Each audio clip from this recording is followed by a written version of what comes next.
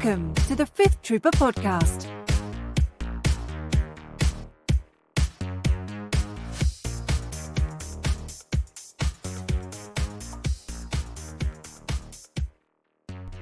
Hello and welcome to a special edition of the Fifth Trooper Network podcast episode, special extravaganza, or whatever the hell we're going to call this, because it's special and we have a bunch of special guys on. You guys are real special.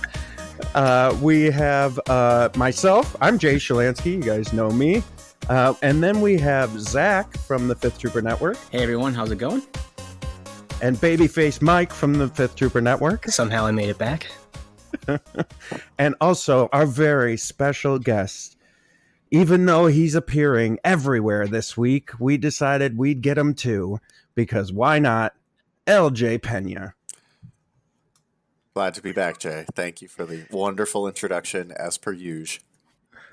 Yeah, man. So basically, the thought of this special edition episode is all four of us were clearly at LVO in one capacity or another. And I thought it'd be cool to kind of do a recap, lessons learned, just kind of fill in some of the gaps that some of the people that can't make it out to these large events can kind of listen to our conversations, from a bunch of different viewpoints, right? You have Mike and I and Zach actually played as well. From the player viewpoint, we have the TO viewpoint, and we have a judge viewpoint. So I think there's going to be enough kind of angles here to cover the whole of LVO. So to begin with, LJ, I'm going to start with you. Give us the lowdown. Like, give us the 10,000 mile view. How did it go for you? From the TO perspective, I was obviously very happy and talked about this many times on the day with, the attendance, of course, having basically triple the amount of seats filled as last year is great from an event growth standpoint. But there was also a lot of stuff that, happened behind the scenes that improved between us and Frontline Gaming that I, would be remiss if I didn't give them a bit of a shout out, because they definitely made some pre and post event things smoother, which I know was a little harder on myself and Brendan last year when we were running this for the first time. And so overall, just from the data I've collected from people, from, being there and just, getting to enjoy myself and watch the product unfold, we feel great. We set out to accomplish a mission, which was to grow the event that we did last year and maintain a similar, if not better quality in terms of, tables and the overall product and the prizes and everything went into it. And I feel for the most part, we did meet those goals. And so I've got a little bit of data brought from the people that were there that filled out, our survey to kind of bring you the player side of that as well. But from the top level, we feel pretty good. And we were glad that so many people were able to hang out with us. Yeah. So from a TO perspective on a big event like this, how is it working with FFG? I think there's a lot we talk about from our perspective, or the Scoundrels talk about from their perspective, about primes and RPQs and how those go, and, working with the store. But I think from a TO perspective, this is a unique opportunity where we, as a community, the TO gets to work directly with FFG. So how has that process been from last year's LVO to this year's LVO? As far as FFG is concerned, they still actually are very minimally invasive on our process. They actually treat Frontline Gaming, who puts on the convention, very closely to the same way that they, I believe, would treat a store. Essentially, Frontline Gaming acts as the brick and mortar store, and they give them the kit, give them the guidelines, and then Frontline Gaming gives that stuff to me, and I'm kind of a quote-unquote contractor that then takes the event out of their hands. So FFG will put down the guidelines. They'll tell us, hey, this is what we can do for you. If I do reach out to, like, let's say Matt Holland, and I talk to him and I say, hey, this is what we're looking at. I did attempt to unsuccessfully grow the number of tickets that we, were trying to give away this year, as far as invites were concerned.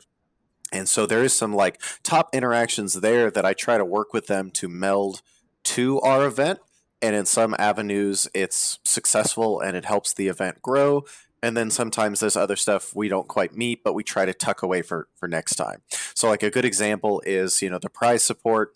We got one kit for what was essentially 2 events, and Matt was able to bring us more Bosk and Sabine cards. So the top 64, which is, everybody could get at least that prize each day. And, we would be covered, in certain other areas.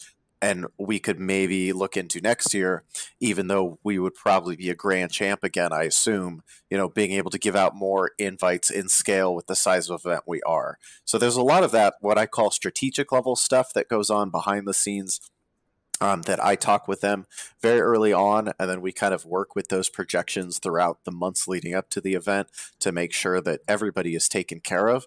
And for the most part, they're always very willing to work with me, and we have a lot of good conversations. So there's a lot of crosstalk there that I think is very positive that the community doesn't see. And I do kind of hand it to OP for being so involved, because they're usually pretty readily available to work on, making the events work for the players, not just making it easy for me. Yeah, and I would agree. I think that they do a great job. I think we spend a lot of time sometimes in some of these media outlets talking about the negatives, and I think there's a lot of positives, and this being one of them that FFG brings to the table. So switching gears a little bit, Zach, you were a judge and a GM there for the narrative, and a judge for the Friday heat. How was that for you? How was judging at a major event for you? So it's funny. You sit there and you think about judging and you think maybe it's not that great because you just got to kind of walk around and keep an eye on things. And a lot of the questions you get are for cover or, simple things that people just want reassurance on. But I actually loved the judging aspect of it. Not only was it like interesting in the fact that like you got some weird calls that sometimes you're like, you knew off the top of your head, but you kind of challenge yourself on what you know with the game.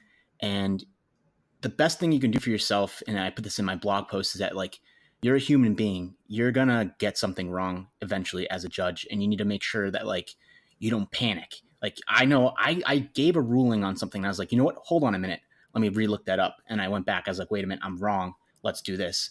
And that's the key, I think, to judging, is that you need to make sure that if you're not 100%, that you look it up in that rules reference guide. And that's why it's there. It's an online PDF. You can go to it at any point.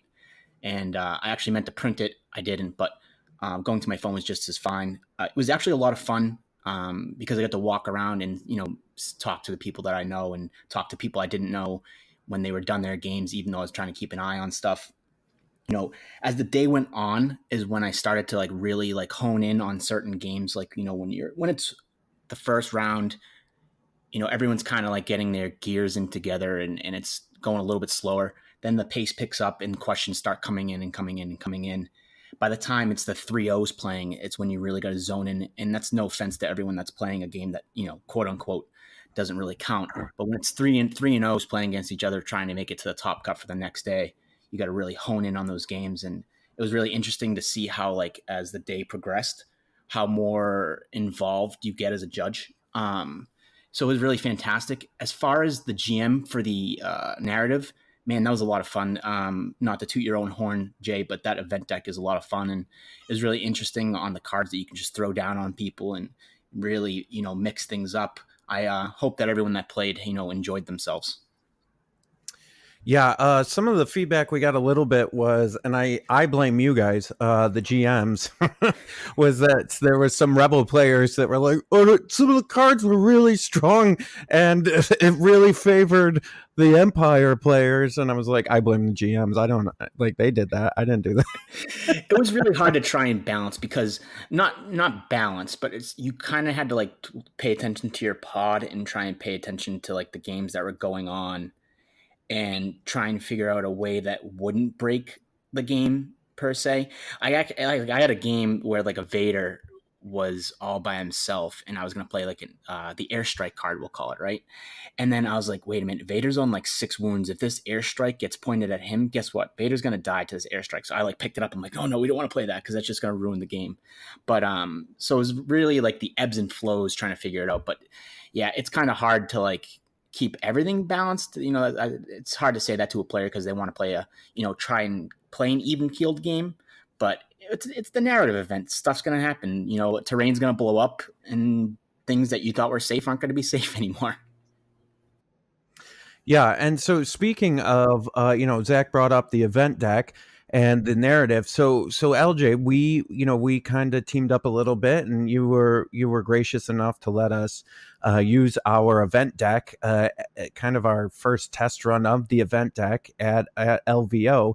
How did from when you first thought about the narrative, and then watching it actually be played and throughout the day, how did that turn out for you in your mind? Was it everything you wanted it to be?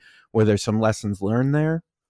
It definitely met the end state that I was looking for. I mean, it provided some objectives that the players had never seen before.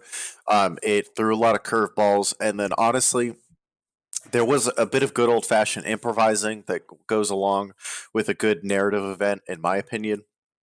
And knowing that I would have Ryan Swaski and I would have Zach here available to be that kind of roving GM was something that I had kind of worked on after I saw the deck, and like it came to light kind of in that those last couple weeks before the event started. And so there was a lot of stuff that I was prepared to do and maybe didn't execute because I saw what we were working with as we got closer to it, and new ideas kind of came to mind.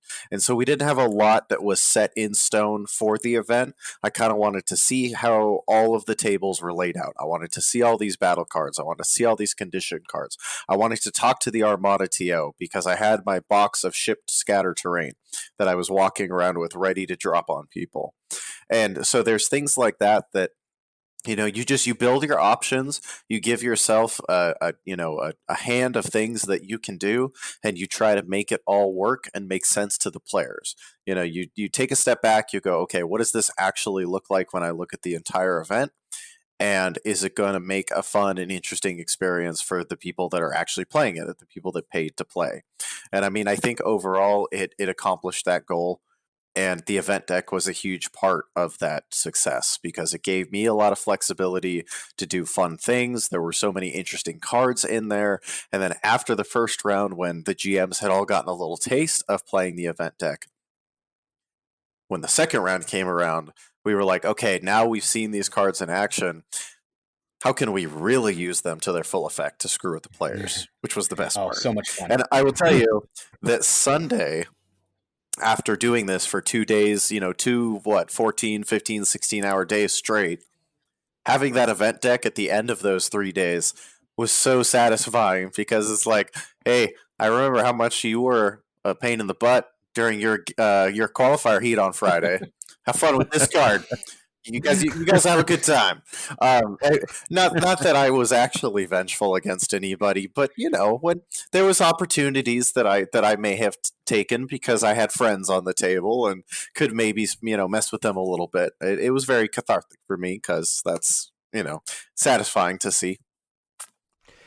Well, and that was kind of like the read. Unfortunately, we were doing stream and everything and playing on Friday, but that was kind of the read I got from a lot of people for the narrative events. And, anyone listening that's going to TO or has a store that they want to TO stuff at, I think the narrative event is a really nice place where you can combine the kind of the competitive atmosphere with the more relaxed hobby atmosphere and kind of get a place where both those kind of souls can meet, because it's competitive still, because it's still a game, and I think you can like give away prizes and stuff for the narrative winners, or I put that in air quotes.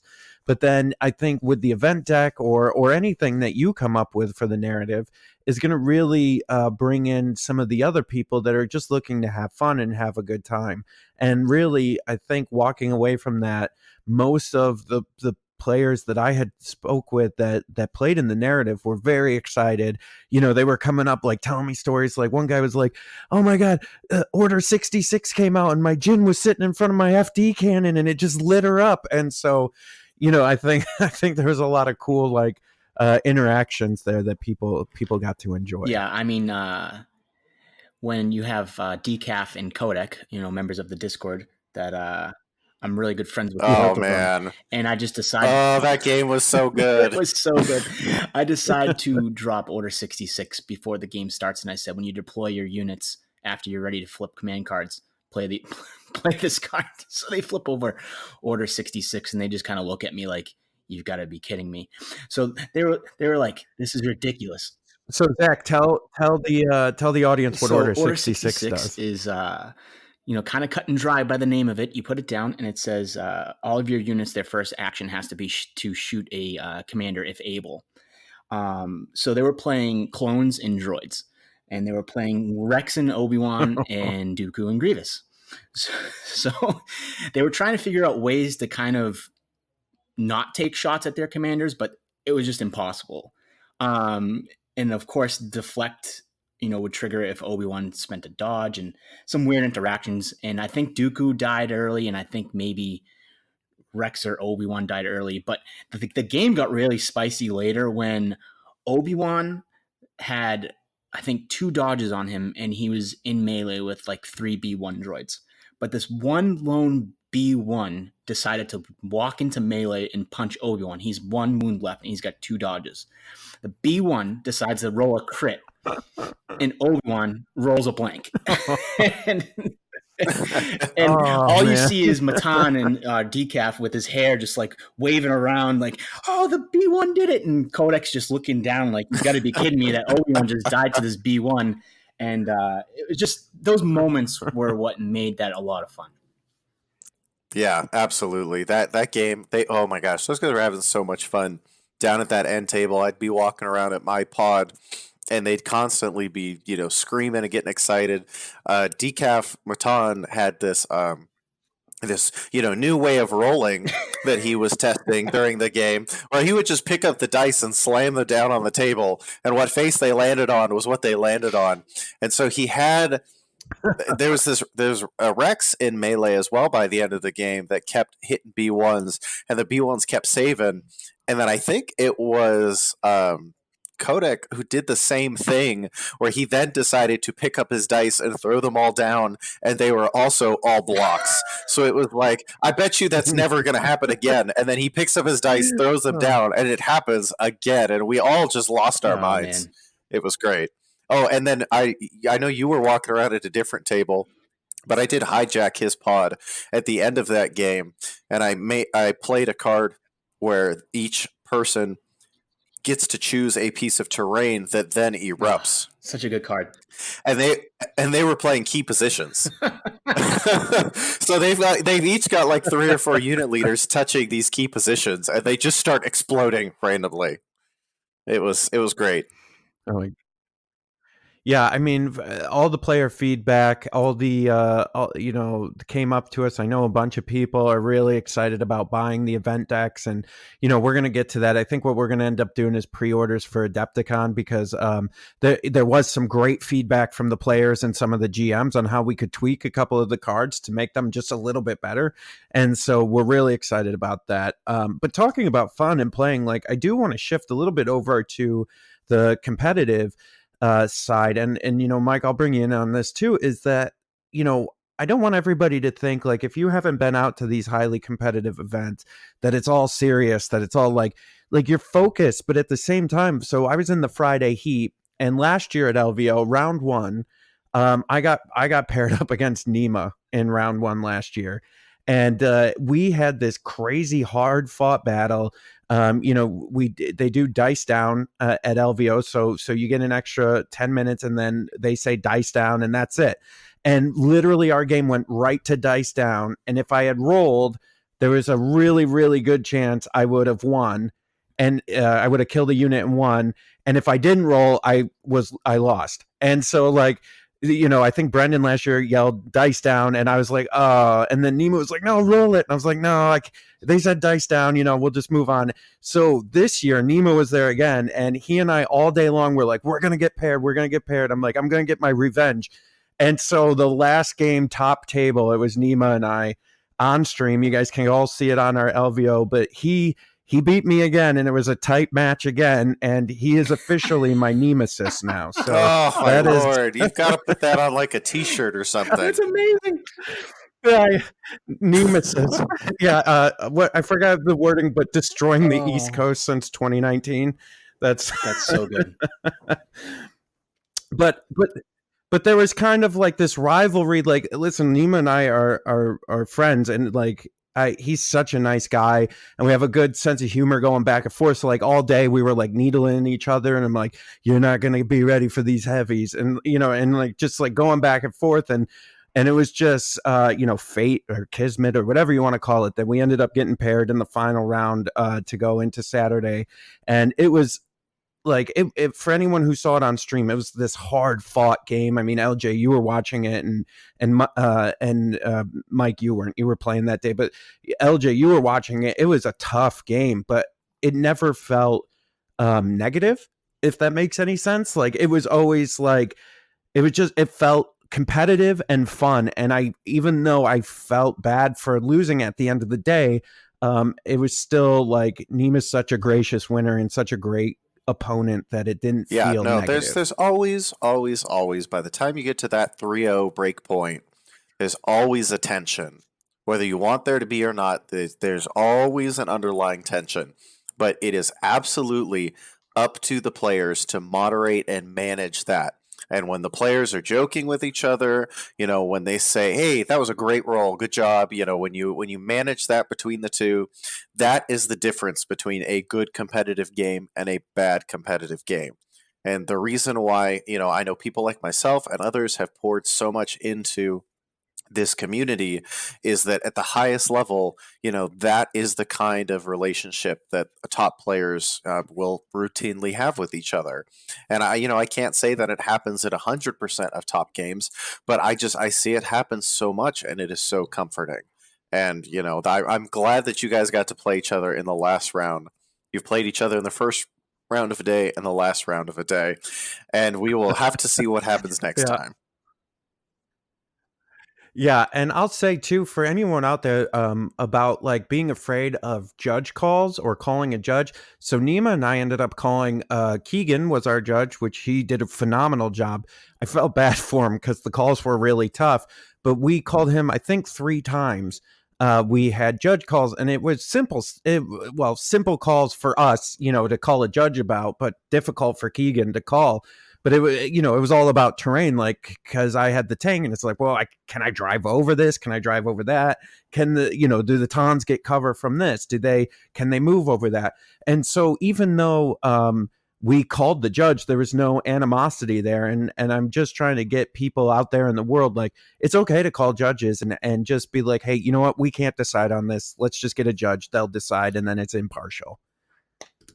And Zach can attest to it. He basically lived at the table for round 4 when I played Archichet. We had probably a sequence of 30 straight minutes where we were calling a judge every few, because we played on the Sith temple table where there was this terrain that was just about the height of a mini, but not quite in some areas. And us trying to figure out what was a clamber or a sightline was impossible. So there's no stigma to calling over someone to make your game come and run smoothly. I mean, that's why they're there. Yeah, and so Mike, kind of talk a little bit too throughout your day. So Mike went 4-0 on day 1. How was it for you at a bigger event like this? Both competitive wise and fun wise. Like, what were your takeaways from that? Sure. So this is my 3rd event that's a convention that I've been to. I went to the Northeast Open for my first one, which is a nice way to get my feet wet. I went down to Nova last season, I guess Nova this year, to get my ticket. And then I felt like those two were kind of warm-ups for an event like this. I went from a 40-person heat to a 32 to a 64. So there was a ton of people there, and it was kind of overwhelming at first because my table was as far as possible from the pairing center. So I had to walk all the way down there, and I was like, well, I just walked a quarter mile. I guess I should play Game of Legion. And I had Stabcast Ryan actually as my first round opponent. So it was like battle of the podcasts right away. And it was cool to play another high-level player. But once again, there's no tension because both of us know that we're there to actually have fun. I mean, both of us are trying to win, and we both did rather well, but it's the intention there is to go out, have a good time. You're with your friends that you don't get to see very often, maybe 2 or 3 times a year, and you're there to roll some dice. So that was a lot of fun. Rounds 2 and 3 kind of followed in the same format. I played 2 guys that I had never met before, and it was nice just to get some early icebreakers out there. LJ had the good idea of having us write our Discord usernames as well as our real names on our name tags. So when the name tag flips around and you see someone's, like their handle, and it's like, oh, I've talked to you a couple of times. How are you doing? Like, it's nice to put a name to a face. And then by the time it does get into round 4, even though you're playing other quote unquote personalities and big names in the community, and both of you are trying to get 4 out of day 2, it never got edgy. It was all still about, making sure that we're here to have fun. It's all the way out in Las Vegas, but, stay within the rules of the game and call the judge when there's a contention, but never step over that line to the point that it becomes uncomfortable or awkward for someone to get involved. Yeah, and so I think, overall from the competitive side, there were some surprises as far as meta goes, and how many of what units showed up there. And one of the things I found really interesting, we got some of the stats early here from Bush Facts. He gave it to us early. Was I don't know if you guys remember last year at LVO, but like the bid count went way down. Like, so roughly the biggest bid counts were 0 and then 1. So I think there was like 25 lists that had zero bid, 21 that had 1, and then it dropped considerably down to 12 for 2, 10 and 10 for 4, 3 and 4, like 8 for 5. So I think when I was looking at the landscape, and I bring up bid count because I think bid is also indicative of where the competitive level is, not just the meta list, but also, going for that blue player and trying to get a big bid. And so we saw a considerable drop in the bid, and only a few were above like 6. Like we had like maybe 6 for 7 and 8, and then it just kind of dropped off after that, 5 and 2, but for 9 and 10. And so what do you guys think of that? I mean, because we saw, let me just say this too, we saw a weird mix of list archetypes, and I just don't, not just because we have 4 factions, we didn't see a ton of the other 2 factions, but also within the Civil War factions. I mean, I thought I was doing something incredible with double heavies, but there was a lot more heavies there than I The expected. bid part actually shocked me. The bid part, I think some of that does have to do with table confidence. I know I preach taking a bigger bid if I don't know what the tables are going to look like, but I know we've always been very open with what we're bringing literally to the table in this case. So maybe that was part of it. And I mean, it helps that you don't have the KP monster like we did for a while there. So, I mean, maybe that was a factor too. What were you going to say?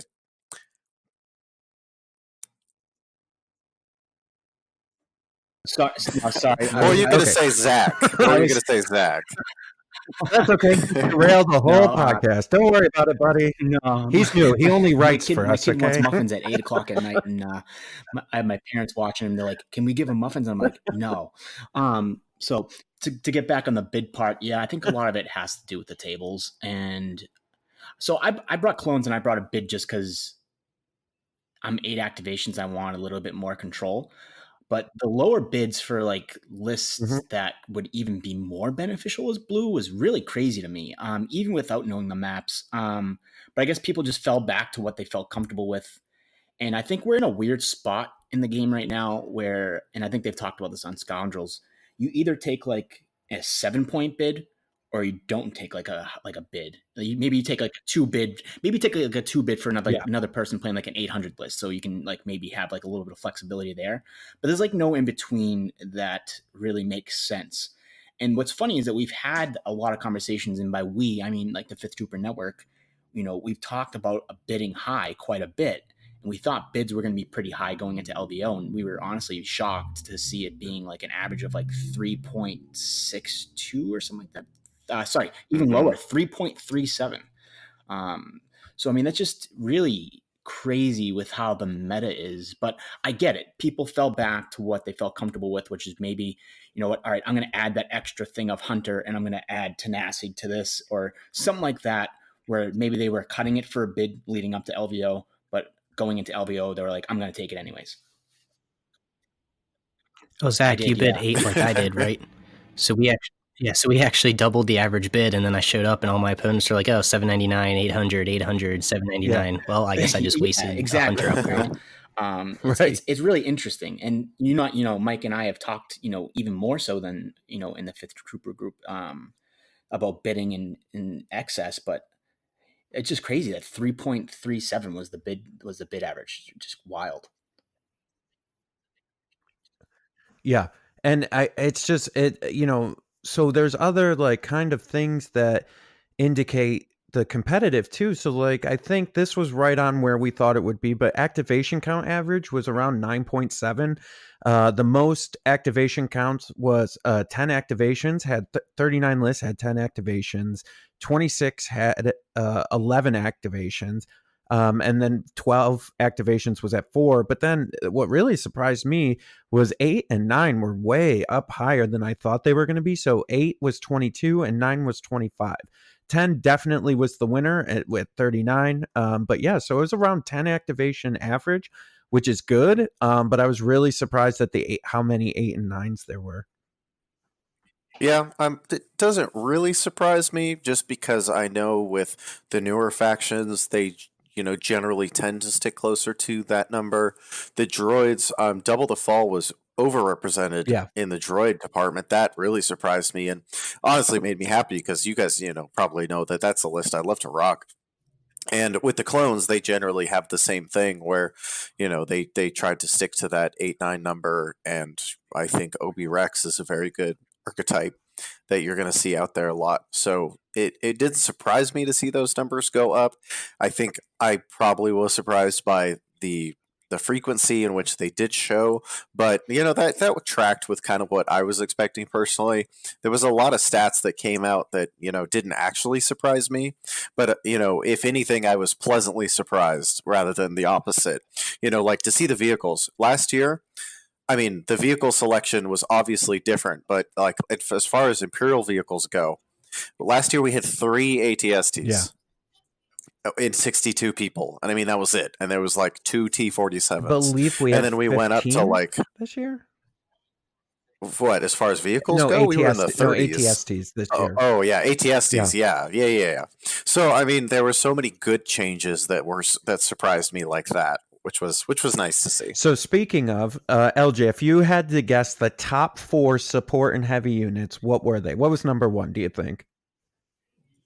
In support and heavy. Yeah.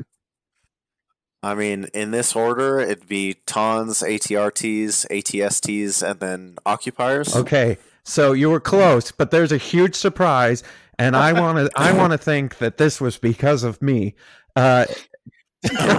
Oh God! Are you going to say EWEB? Tauntaun Riders number 1, ATRTs number 2, coming in at number 3. EWEB heavy blasters, 17 units of EWEBs in LVO, and then ATST came in 4th, and then surprisingly speeder bikes after that. But yeah, I mean, we had two EWEBs in the top 8, which who called that? Boom, I did. Well, you know what? You made so many bold predictions. You have to get one of them right. It was a whole podcast of bold predictions.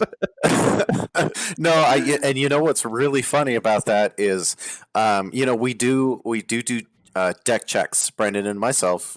We do try to make sure that people brought what they submitted, and we were looking at that top 8 data on Sunday, and we were like, why is there so many EWEBs in here?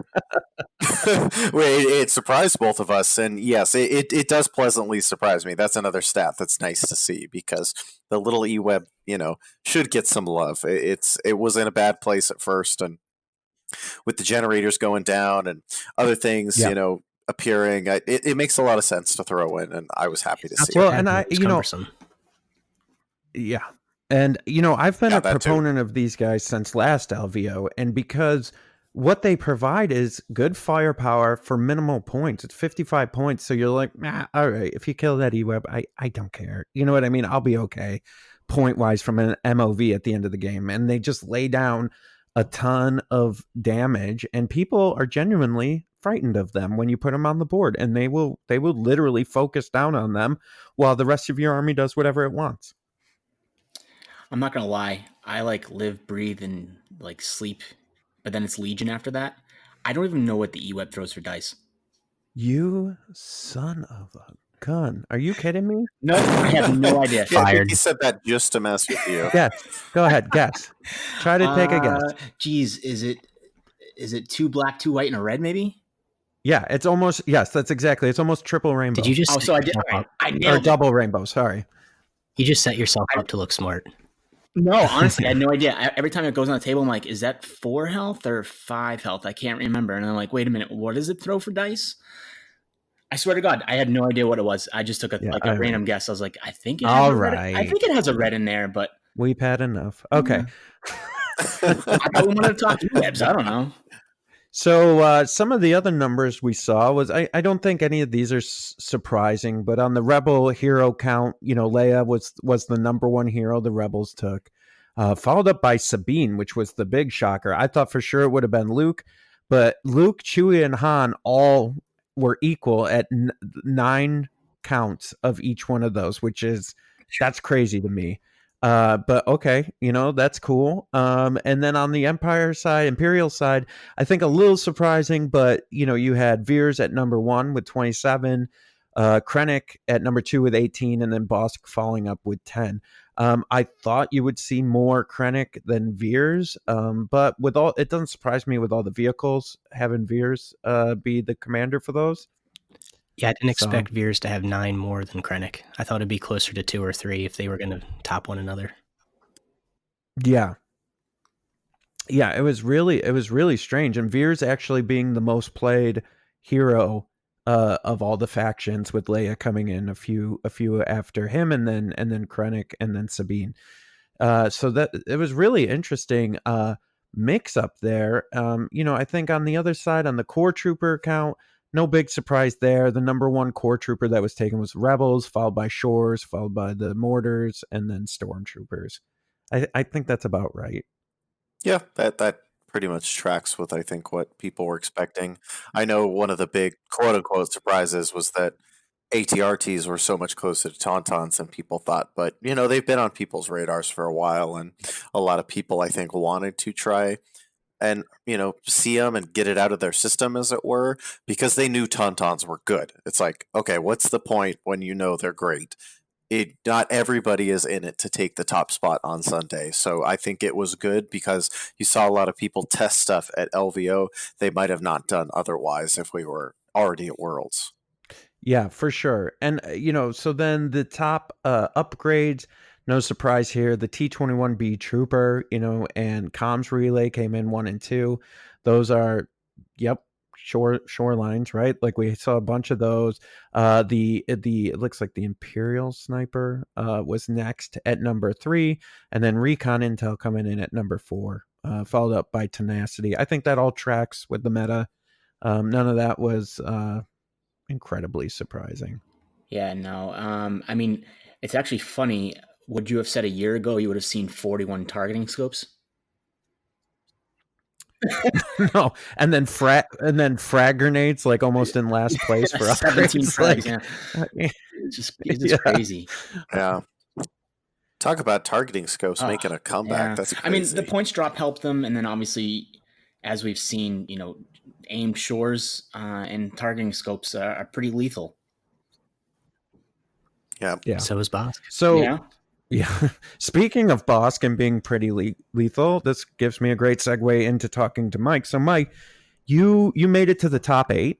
I did. What was that like? So kind of describe to people out there in podcast land, going from Heat 1, going 4-0, and then heading into the top 8 on Sunday. Like, where was your mind at? How were you feeling? I was feeling pretty tired. World champ and I were out pretty late, so I was tired. But I was nice and focused by the time we got there. You kind of just go in there knowing that this is that's the reason that I went to the tournament, was to try and make day 2 and get a real showing in for Worlds and get some practice. So to feel like I had at least accomplished my goal was successful, and everything I did from there was gravy. But I will say the games in the top 8 were super tense between players.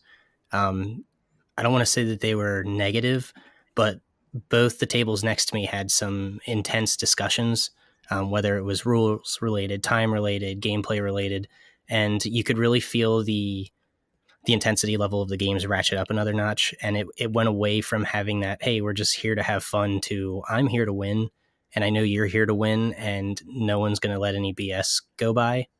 And it's a little bit of a shock, because when I got to the top cut at Northeast Open, it was a little bit more laid back, the tournament, because it wasn't a major. There was no invites on the line. It was more about just getting together and getting prizes and having fun. At Nova, I actually ran into a guy that was quasi local to me, so I played him. It was a little bit more laid back, and then I ran into Orchimedes, so it was another not as intense game personality wise. But when we got here to LVO and it was the top of 128 people, it was a little bit of a culture shock, or an awakening for me, of never being in a major tournament, and it got kind of bloodthirsty quick. Yeah, and I don't think, and like Mike said, I don't know that that's necessarily in a negative way. It's just that next level of competition that, it's just not as much like, oh, ha ha ha, yeah, roll the dice, like laughing and stuff. I think everybody's like focused down, and they're like, no, we're gonna do this, to win it. Yeah, I don't want to say it was a bad thing, but if you've never made top cut at a major event before, do not expect to go in there buddy with players. Like, you're going to have to stand your ground at an uncomfortable point at some point, because both players are there to claim a victory, and that means that one person has to lose. Yeah, and go home at that point, right? Like, you're done. Yeah. I mean, I lost round one, and I was done. I was like, well, cool. Now I've got like 16 hours to kill until my flight. What am I going to do? Yeah, I hate taking games away from people, but it was so much better doing the single elimination on Sunday from the organizer standpoint. So I appreciate you putting up with that. Oh, I'm so glad you did it, because once I lost, I had no desire to go play another game. Right, and that's usually the thing, right? It is kind of hard to continue on when you know that you're not playing for anything at that point in the top 8 situation. And it was kind of nice because it allowed us to tear stuff down and put together a nice looking final table. Yeah, and I mean, I kind of, to pull on that thread a little bit more, LJ, you were at Worlds last year with only 8 people for the World. All 8 of those people are cool people, but I would suspect that it was a little tense at the tables, even with those 8 cool people there. Not really.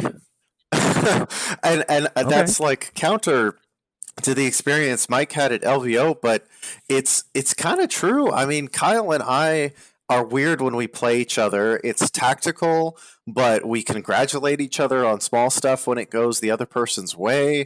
And, I had never met Gordon before in person, but we had talked, time and time again. And even though there was an opening shot of the game that went very poorly for me, I still felt like, we were very nice to each other and cordial, and there wasn't really that underlying tension. The game that actually had the most tension, I think, was mine and Eric's. And even that, I mean, we started the game by putting our faces in front of the camera while it was still our quote unquote lunchtime, I think it was, or the downtime, and taking a selfie with each other on camera before the game. So, I mean, I don't know that, and that might just be like a me thing and my relationship with those 3 people. But yes, like, I've had those moments of tension. It happened at high command, especially, where that final game mattered because you were either making it to the next day or you were done. But Worlds was just such a weird. It was like going to Wonka's chocolate factory. I mean, and I said that to Jimmy on the car ride over from the airport. I feel like he's going to start playing that song that they play in the tunnel. And then all the all the creepy stuff starts showing up on the walls, and everybody's like freaking out in Willy Wonka. We made that joke and that comparison, but it was kind of true. We were all just happy to be there, I think, and we just the camaraderie was just kind of a different level than what I've experienced at other competitive events in the positive. Go off that, actually, this whole conversation, taking it in from you and Mike's perspective, in being on the outside at LVO, I actually think a big part of it might be the unfamiliar, like the players being unfamiliar with each other. If you looked at all of the 4 games on the final day, most of those players are from like different sides of the continent. or if I'm not mistaken, all of them were. So it's like, if you don't know someone and you've never talked to them before, I just think that there's going to be even more tension between the players. And I don't mean that in a bad way. I'm just saying, like, if you had played them before, or if you'd had a conversation with them before, or you knew of them, or, you know, you just somewhat met before, maybe the game's a little bit less tense, but, you know, a little more cordial. But in this case, I think the finals at LVO was a special case where I think everyone kind of just, you know, was on a different field. Yeah, that's true. The game next to me was Long Island, Arizona. Mine was Philly, California. The one next to us was California and Canada, and the furthest side was Buffalo, California. So we were all apart. Yeah, and that's what I'm, you know, in my head, I'm sitting here like, wait a minute, I think they're all in different spots, and I think that plays a bit into the narrative a little bit. All right, well, I don't know if you guys have anything else, but I think that kind of encapsulates LVO. LJ, I just wanted to congratulate you on another well done event. You and Brendan knocked it out of the park again. And I think everyone else, Zach and all the other judges, Nima and Keegan and Davis and everyone else that helped judge and run that event, I think did a phenomenal job. And I just want to thank you for, because I know, you know, I think we out of all people know how much time commitment it is to put into things like that. And we highly appreciate it. Yeah, that's the hardest thing at the end of an event like this, is making sure you thank everybody and making sure everybody's taken care of that helped you out. So, you know, I do appreciate it. I hope that anybody that was listening that assisted in any small way, shape, or form, whether it be, you know, from helping, you know, set up or tear down, or providing terrain, or sponsoring a prize, or, you know, doing a bounty, or just showing up, you know, that's all extremely appreciated. And, you know, it was a great time, and I genuinely enjoyed it. And, you know, I had talked to a couple of people and told them that I was thinking about maybe not doing LVO next year because of the impending life changes my wife and I have coming up here soon. But, you know, Yep. I thanks. I think You have no idea. I think I'm gonna have to do it, though. I think I'm gonna have to do 2021 again. I can't set it down yet, even if I might be a little busier next year. Perfect. Well, I think you definitely got enough people, including our network here, that are more than willing to help and support you. So, you know, I'm sure if you put out the call of the the Ron Burgundy call from the conch shell, we'll be there. Yeah, I think next time, As long as I get the staff. yeah, I think next time I'm gonna judge and not play, or play and not judge, because both is a bit you know, grueling, but it was just a great event all around, and I don't regret it one bit. I regret losing to Nima. I mean, to be fair, Nima is just a really great player, and I'm not saying that you're not a great player, because you are too. But That's exactly what you're saying. You know, screw damn you, it. Zach. You're All fired. right, well, guys, I'm now a freelance writer for Legion. If you want to pick me up, just let me know. But all right, Mike, you got anything before we sign off? No, I've said my piece. Thanks for everything that you did, LJ and Zach, at the event. All right.